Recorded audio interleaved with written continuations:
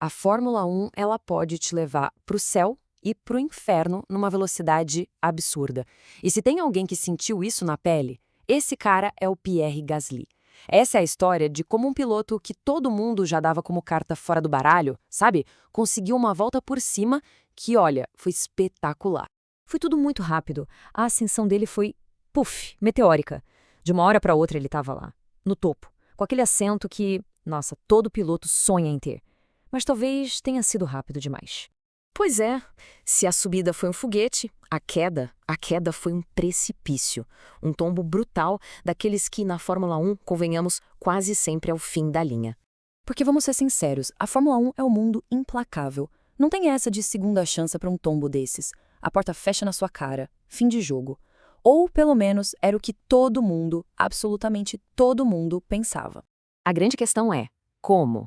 Como que ele se transformou de uma promessa que, sabe, todo mundo achava que já era, em um vencedor improvável? Para entender essa virada, a gente precisa voltar um pouquinho à fita.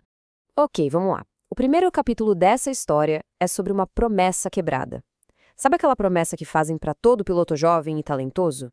Aquela de, olha, se você for o melhor, a sua chance vai chegar. Então, foi por aí que tudo começou. O Gasly, ele era uma das joias da coroa da Red Bull. E em 2016, ele fez a parte dele, cumpriu o combinado. Foi lá e, venceu a GP2, que é tipo o último degrau antes da F1. O roteiro estava perfeito, sabe? O próximo passo era óbvio, né? Um assento na categoria principal. Pelo menos, era o que parecia. E olha, não era só uma expectativa no ar, não. O próprio Gasly já contou que a mensagem da Red Bull foi bem direta. Tipo, olha, me disseram, se você ganhar a GP2, você vai ter uma chance na F1. A promessa estava ali, clara, na mesa. Só que a realidade bateu de um jeito bem diferente. Chegou 2017 e nada de vaga. Ele virou só piloto reserva. E nas palavras dele mesmo, foi uma coisa difícil de aceitar. Foi tipo um tapa na cara. E foi ali, naquele momento, que a confiança dele levou o primeiro grande baque. Ok, mas a chance na Fórmula 1 finalmente chegou. E com ela veio o maior teste de todos. Um teste que, bom, levaria a queda mais rápida e, sem dúvida, mais brutal da carreira dele. Então, em 2019, o sonho aconteceu. Ele foi promovido para a equipe principal, a Red Bull Racing. Acontece que essa oportunidade foi curta e foi brutal. Durou só 12 corridas. E o que acontecia nos bastidores era devastador. Pensa só, a pressão de estar numa equipe de ponta é algo absurdo. O carro era super arisco, difícil de guiar. E para piorar, a comparação com o companheiro de equipe, o Max Verstappen, era constante e implacável. Era basicamente um ambiente desenhado para quebrar um piloto. Olha, ser rebaixado no meio da temporada, na F1, isso é praticamente uma sentença de morte para a carreira de um piloto. Você ganha o rótulo de fracassado, sabe? É uma marca que honestamente quase ninguém consegue apagar. Só que aí vem a virada na história. O que parecia ser o fim para o Gasly acabou se tornando um recomeço. Longe dos holofotes, longe de tudo e de todos, ele começou uma reconstrução, bem silenciosa. Ele foi mandado de volta para a equipe júnior, a antiga Toro Rosso, e ali, longe daquele circo todo, ele saiu dos holofotes. Sem a pressão da mídia, sem o peso do mundo nas costas, ele finalmente teve espaço para se reencontrar como piloto. E a transformação, nossa, foi nítida. Aquele piloto que era meio inconsistente, às vezes impulsivo, sumiu. No lugar dele apareceu um cara muito mais maduro, mais consciente na pista.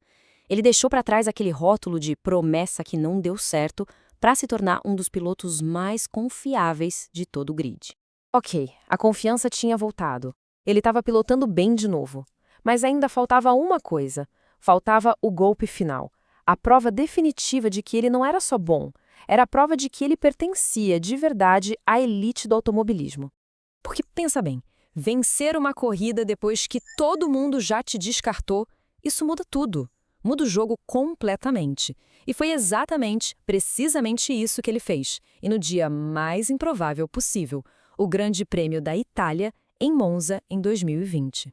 E aquela vitória em Monza não foi só sorte, não. Ali ele provou, primeiro, que ele é rápido. Ponto. Segundo, que ele sabe como agarrar uma oportunidade quando ela aparece. E terceiro, e talvez o mais importante, que ele aguenta a pressão de liderar uma corrida. Foi o momento em que ele, de uma vez por todas, calou a boca dos críticos. Só que a Fórmula 1 tem um detalhe: provar o seu valor uma vez só não é suficiente. A festa acaba, o champanhe seca e no dia seguinte a batalha recomeça do zero. O esporte exige que você seja melhor de novo, e de novo, e de novo. E é isso que nos traz até hoje, onde a grande questão sobre o Pierre Gasly, bom, ela mudou completamente de figura. A narrativa hoje não é mais sobre redenção. Não mesmo. Esquece isso. Esse capítulo da história dele foi fechado, e com chave de ouro.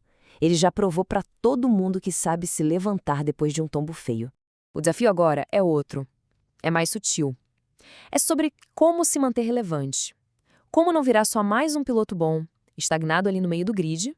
E o principal de tudo, como provar que ainda tem espaço para crescer, que ele pode ir além. Olha, ele sobreviveu ao pior momento que um piloto pode ter. E isso, por si só, é uma façanha que pouquíssimos conseguem. Mas a Fórmula 1 de hoje em dia não quer só sobreviventes.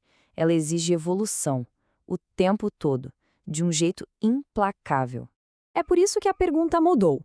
A gente não pergunta mais, será que o Gasly é bom? Isso aí já está respondido. A gente sabe que ele é.